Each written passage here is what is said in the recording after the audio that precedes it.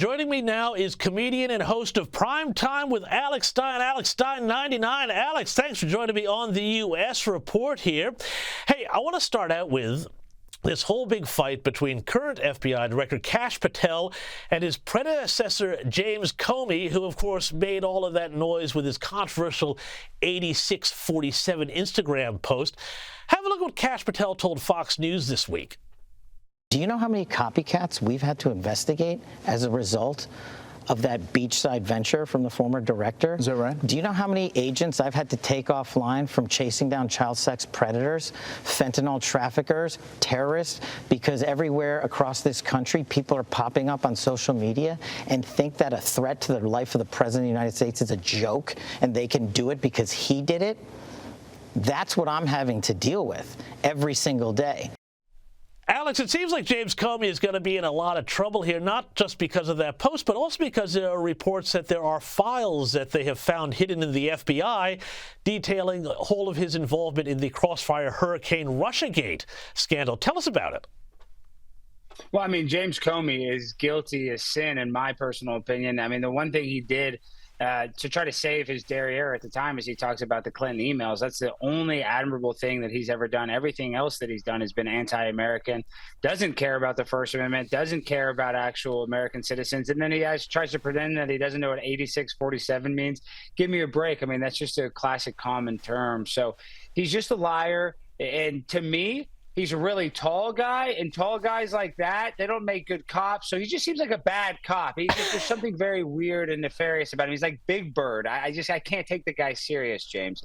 And nobody's buying his book. That's the best way to get back at James Comey. Nobody in Australia, if you're watching this, buy his book unless you're going to use it as firewood.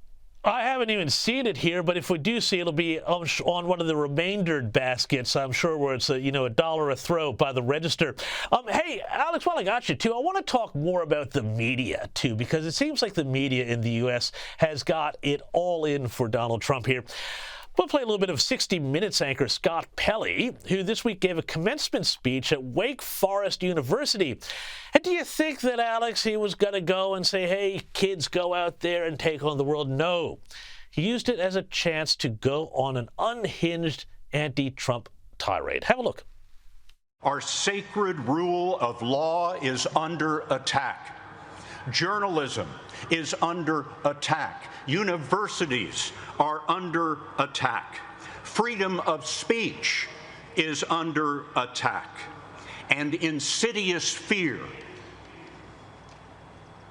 is reaching through our schools, our businesses, our homes, and into our private thoughts. The fear to speak in America.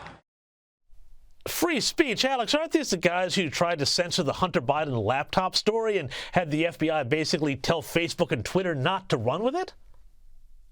Exactly right. And then Scott Pelley spent the last 4 years covering up for Joe Biden while Joe Biden was senile and had obvious cognitive disabilities, yet they covered up for him the entire time. So he's going around and talking about free speech. He doesn't have free speech. He doesn't practice free speech. And these people, you talk about it all the time, the Trump derangement syndrome. Scott Pelley, let it go. Oh, CNN right now, they're probably having the best ratings they've had in the last 4 years because they don't have to defend a senile president. So he should be counting his lucky stars that Donald Trump is in office.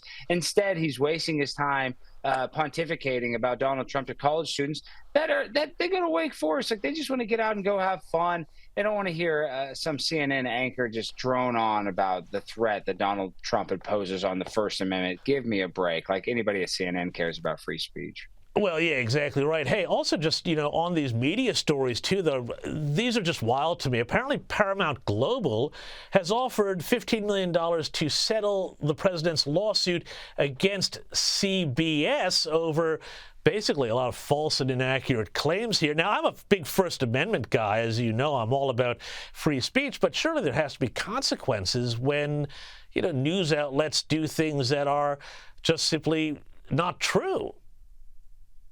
Well, I mean, you talked about it earlier with Comey and the Russia gate. Like, they just made that up, that Donald Trump had all these ties to Russia.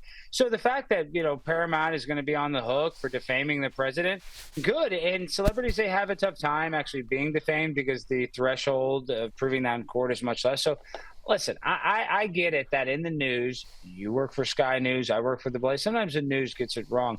But what they did is not accidentally getting something wrong. They try to perpetuate a false narrative and try to bamboozle the American people. So they deserve the repercussions for their actions. But normally, no, I think that we should have a little deference. Like, you get stuff wrong, but these people were not getting stuff wrong. They were doing this on purpose to try to manipulate the American people.